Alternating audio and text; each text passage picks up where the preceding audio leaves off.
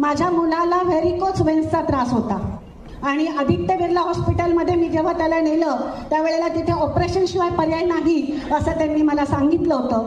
पण ऑपरेशन केलं तरी हा त्रास परत होऊ शकतो असं देखील त्यांनी सांगितलं होतं. मग म्हणलं काय करायचं ऑपरेशन करून, वेट करूया, काहीतरी थोडंसं बघूया, एवढं काही ते हार्ड अँड फास्ट नाही की लगेच आजच्याच करावं.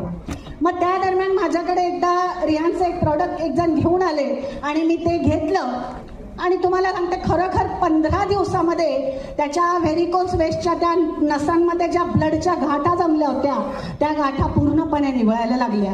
100% नाही निवळल्या, पण जो प्रमाण त्या वेळेला मला दिसत होता की केव्हा पण ही गाठ ब्लास्ट होऊ शकते आणि ऑलरेडी 2 वेळेला तसं झालं होतं, पुन्हा होईल ही भीती होती मला. पण हे रियांश अमृत ज्यूस घेतल्यानंतर खूप फरक पडला आणि आजच्या तारखेला, आता तर कंटिन्यू घेतोय रियांश अमृत ज्यूस, आजच्या तारखेला टोटली पाय नॉर्मल आहे. एक सुद्धा वेळेस त्याची हिरवीगार जशी व्हेरिकोज वेल्सला जो त्रास असतो तो अजिबात नाही. हा पहिला